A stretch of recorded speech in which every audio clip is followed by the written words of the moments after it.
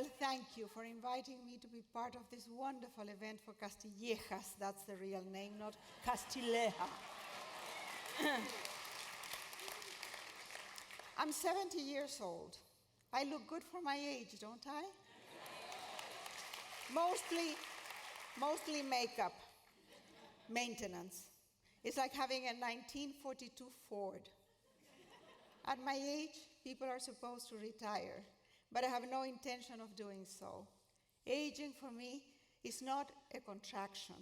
It's letting go of stuff that I don't really care for, becoming selective with people, and eliminating clutter. That leaves me a lot of space and time for action. There's a verse from one of Mary Oliver's poems that is my mantra. Tell me, what is your plan to do with your one wild and precious life?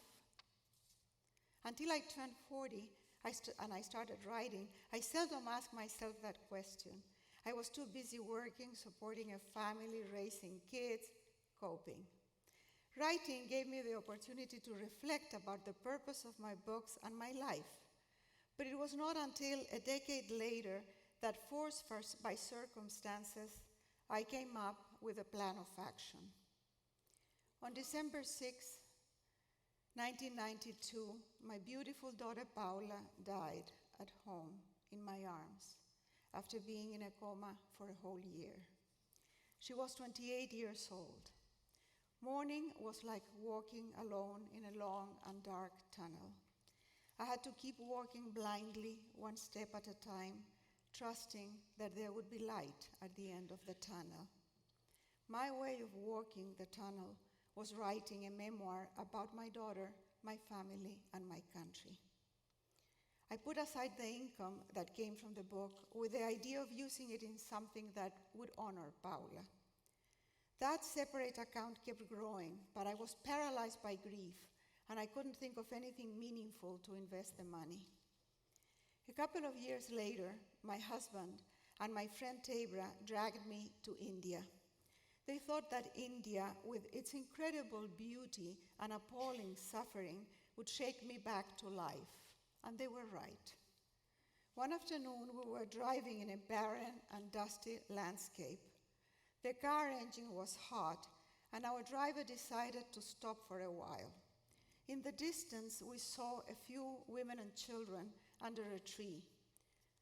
What were they doing there, so far away from a village or a well? My friend Tabra and I approached the women, who backed off, scared at the beginning. But curiosity was greater than fear, and very soon we were together, trying to communicate without a common language. The women seemed fascinated with Tabra's purple hair and a bunch of silver bracelets that we had bought the day before in a market. We took them off and gave them to the women, 2 or 3 bracelets each. At some point, the driver honked, and we said goodbye and headed toward the car. One of the women followed us. She tapped me on the shoulder and gave me a small parcel of rags. I thought she wanted to give me something back for the bracelets, and tried to tell her that it wasn't necessary, but she insisted. I unfolded it, and there, curled like a kitten, was a newborn baby. It smelled of dirt, ashes, and feces. It was so tiny. I kissed the baby and tried to give it back to the mother, but she refused to take it.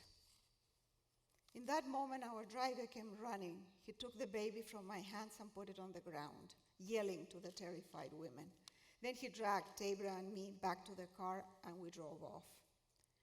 Minutes later, when I recovered my voice, I asked, horrified, why would that woman give me her baby?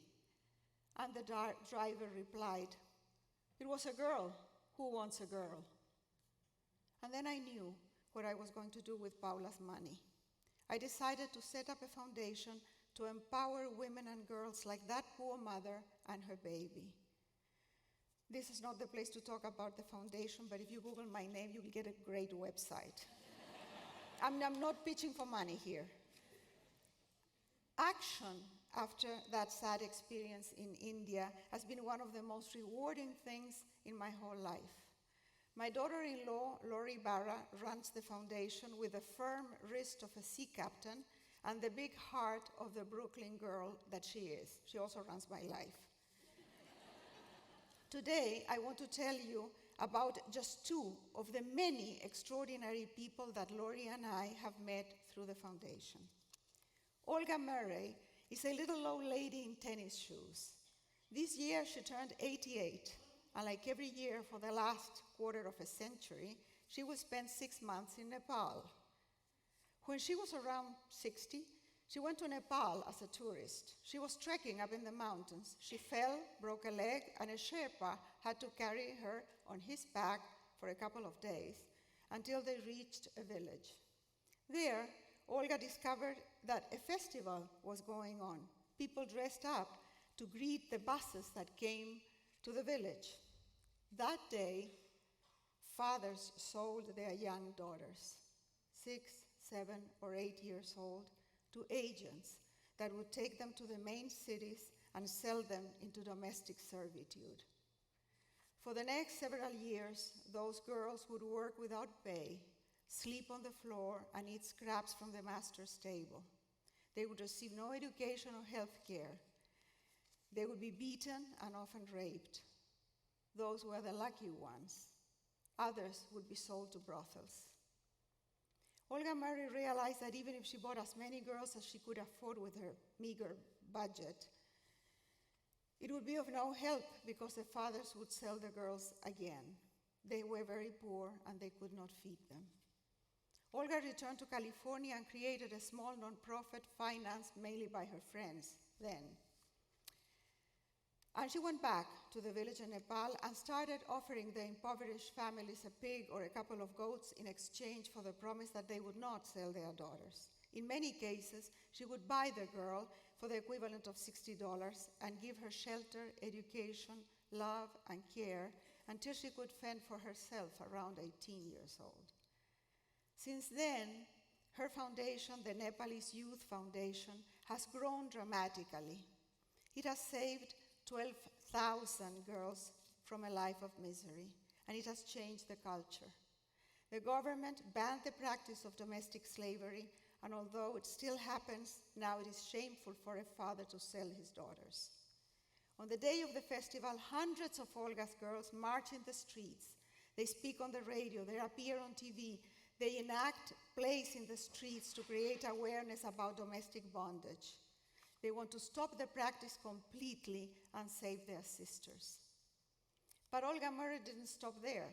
She has created homes for orphans and abandoned children where they receive care, education, and above all, the love they need.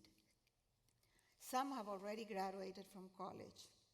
The foundation operates 3 homes for severely malnourished children, restoring them to health and training the mothers in nutrition. The photographs are just astonishing. A skeleton of a baby before and a laughing, healthy kid 6 weeks later. Only 6 weeks.